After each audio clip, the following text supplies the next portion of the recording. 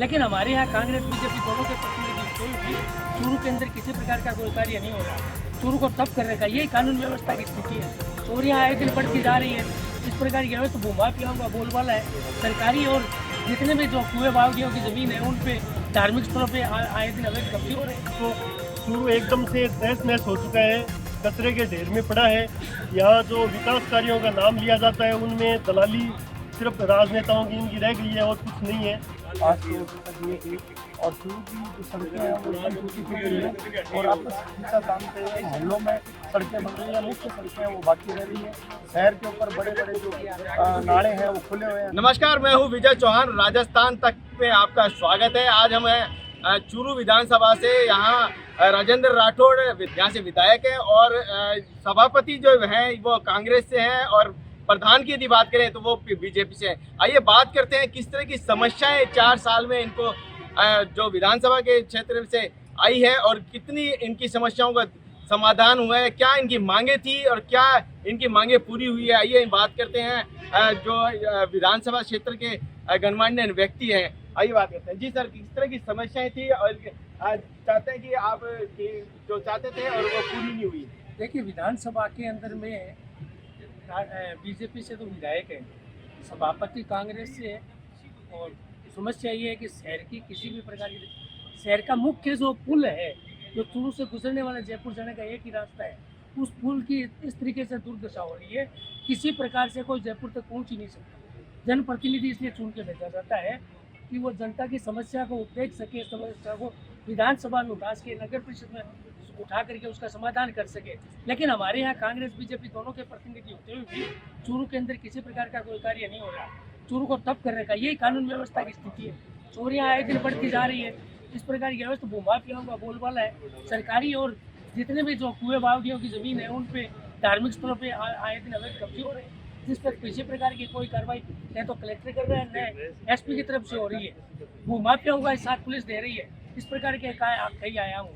BJP और कांग्रेस का विकल्प ढूंढने की कोशिश की जा रही है क्योंकि जो दोनों ही लोगों पार्टियों के बारे में बताया जा रहा है कि किसी तरह की कोई समस्या का हल नहीं निकाला गया है, कोई विकास के लिए कोई काम नहीं किए गए। जी सर, चूरू में देखिए तो राठौड़ साहब और मंडेलिया के बीच में चूरू पिस गया है।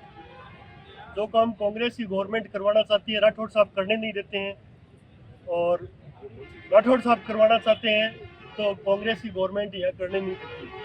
चूरू एकदम इनके बीच में आगे पिछड़ गया है। अपन देखें तो कोई उपलब्धि नहीं है, या न एमएलए की उपलब्धि है चूरू में कोई 5 साल में काम करवाया हो, न यहाँ एमपी की उपलब्धि है और नगर परिषद के लिए तो क्या ही कह सकते हैं, उसकी भी कोई ज़्यादा उपलब्धि नहीं है, उसका तो क्षेत्र ही बहुत छोटा है। इस प्रकार से हम देखें कि चूरू का क्या गिनाएं आपको। चूरू एकदम से तहस नहस हो चुका है, कचरे के ढेर में पड़ा है। यहाँ जो विकास कार्यों का नाम लिया जाता है उनमें दलाली सिर्फ राजनेताओं की इनकी रह गई है और कुछ नहीं है। चूरू में स्वास्थ्य है, रोजगार है और अपन देखें तो किसानों के लिए है। राठौड़ साहब अभी विधानसभा से कुछ नहीं ला पाए हैं। अपनी राजनीति को चमकाने के चक्कर में ये बीजेपी और कांग्रेस ने जो चूरू को है वो अंधेरे में धकेल दिया है। क्या कहेंगे आप कितना काम किया है विधायक महोदय ने या सभापति ने? कांग्रेस से सभापति और विधायक महोदय हैं वो भाजपा से हैं। विधायक महोदय ने मात्र केवल सिलापट और ये लगाने के अलावा और कोई काम नहीं किया। उनका ध्येय केवल एक ही रहा है कि जैसे कोई काम स्वीकार से वो कांग्रेस करे, चाहे खुद ले गए वो सिलापट लगा दो, बाकी काम धरातल पे कुछ होता नहीं है। जैसे भी गढ़गा है, ये अगरसर नगर का पुलिया है, इन पे केवल और केवल मात्र सिलापट लगे हैं, उसके अलावा काम धरातल में बिल्कुल नहीं दिखे। किस तरह से कहेंगे क्या काम बताया जा रहा है कि काम नहीं किया विधायक के द्वारा? मैं तो इतना ही कहना चाहूँगा कांग्रेसी मित्रों को कि 4.5 साल हो चुके हैं इनके विधायक प्रत्याशी एमपी प्रत्याशी रह चुके। आज तक ये अपने कार्यकर्ता आज तक अभी भी इनमें से कोई व्यक्ति डायरेक्ट यदि रफीक मंडेलिया से बात करके दिखा दे तो मैं मान सकता हूँ कि वो अच्छा व्यक्ति है। राठौड़ साहब को आप रात को 2 बजे भी फोन करोगे तो वो स्वयं उठाएंगे, अगले की तुरंत कार्रवाई से अगले का काम करेंगे, जो भी प्रॉब्लम हो उसकी वो सॉल्व करेंगे। राठौड़ साहब ने चूरू के अंदर बहुत अच्छे काम किए, मेडिकल कॉलेज है, नेचर पार्क है और भी काफ़ी गाँव में विकास का काम किया राठौड़ साहब ने। जिस हिसाब से राठौड़ साहब ने काम किया है, आने वाले समय में तो ये लगता है कि उनको निर्विरोध ही कर देना चाहिए विधायक चूरू में। निर्विरोध विधायक चुन लेना चाहिए, क्या कहेंगे इस बारे में? मैं तो पक्ष में कहूँगा राठौड़ साहब के, लेकिन मैं खासकर बात करना चाहूँगा चूरू साइड की। चूरू शहर में गंदगी के ढेर लगे हुए हैं और जैसे अपने कानून में चलता है अपन कोर्ट में खड़े तारीख पे वैसे चूरू नगर पालिका में हो रहा है आयुक्त पे पिछले 6 महीनों में 17 आयुक्त बदले जा चुके हैं, कभी 3 दिनों से कभी 15 दिनों से। और सभापति जी फोटो खिंचाने में मस्त है, इतनी अच्छी सेल्फी ले रही है। मैं तो सभापति से निवेदन करना चाहूँगा आपके चैनल के माध्यम से कि आप अगर अपनी फोटो का 10% चूरू शहर को दे तो चूरू की दुर्दशा दोनों सुधर सकती है। बटी हुई कांग्रेस, टुकड़ों में बटी हुई कांग्रेस चूरू की, अगर इनके कारण चूरू का विकास नहीं हो पा रहा है, अगर ये एक जगह हो जाए तो चूरू का विकास हो जाएगा। बात करूंगा बजट की, तो बजट में अल्पसंख्यक हितैषी सरकार ने मंदसौर पर्यटन क्षेत्र को नियमित न करके बहुत बड़ा नुकसान किया। बता रहे हैं कि जो सभापति है उन्होंने कचरा का ढेर में तब्दील कर दिया है चूरू को, क्या कहेंगे सर? चूरू देखो, बजट में चूरू को बहुत कुछ दिया है, यहाँ जिले में दिया है, अपने विधानसभा क्षेत्र में भी AN ऑफिस विद्युत विभाग से दिया है और 10 करोड़ का बजट चूरू सड़कों के लिए दिया है। राजस्थान सरकार अपना कांग्रेस का प्रतिनिधि न होते हुए भी कांग्रेस के मुख्यमंत्री राजस्थान के मुख्यमंत्री अशोक गहलोत साहब ने दरिया दिली दिखाते हुए चूरू को बहुत कुछ दिया है। और वैसे सरकार की उपलब्धि चिरंजीवी योजना है जो महत्वपूर्ण योजना सरकार की है, वो आमजन के हित के लिए है, आमजन उससे लाभान्वित हो रहा है। रही बात यहाँ के प्रतिनिधि भाजपा से है जो पिछले 35 वर्षों से है, आप उनकी तुलना इनसे करोगे तो कैसे होगा? 35 साल कहाँ उनको दिए, कहाँ कांग्रेस के एक बार 35 साल में एक बार नाम मात्र विधायक रहे थे मकबूल मंडेलिया, उनके कार्यकाल में कॉलेज बालिका कॉलेज खुली थी, यहाँ अपने मेडिकल कॉलेज खुली थी, प्रत्या अस्पताल SND का हॉस्पिटल बना था।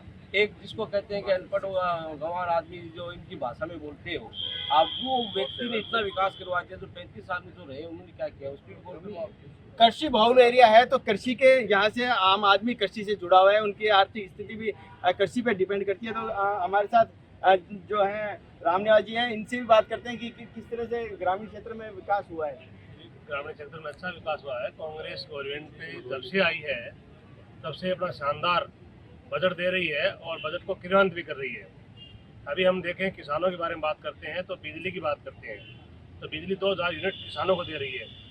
और अभी फिलहाल जो बजट दिया है इसी बजट में एक AN ऑफिस जो कृषि के अंदर जो कुएं वगैरह हैं वहाँ पे ये भारी समस्या आ रही थी काफ़ी दिनों से किसानों को, तो वहाँ पे एक AN ऑफिस खोल के वहाँ उन लोगों को काफ़ी राहत दी है। इसके अलावा भी किसानों को काफ़ी सब्सिडी वगैरह भी गवर्नमेंट दे रही है। अब मैं किसानों के अलावा बजट की ओर बात करता हूँ तो बजट में जो कांग्रेस ने आज तक दिया है, माननीय राजेंद्र जी राठौड़ यहाँ पे लगातार 35 सालों से काबिज हैं। मैं एक प्रतिद्वंदी पार्टी के होने के नाते से नहीं बोल रहा हूँ, मैं एक मानवता के नाते से बोल रहा हूँ कि उनको जो करना चाहिए था वो यहाँ पे नहीं है। आज चूरू शहर में देख रहे हैं यहाँ पे ये तो 4 साल का ये कार्यकाल है।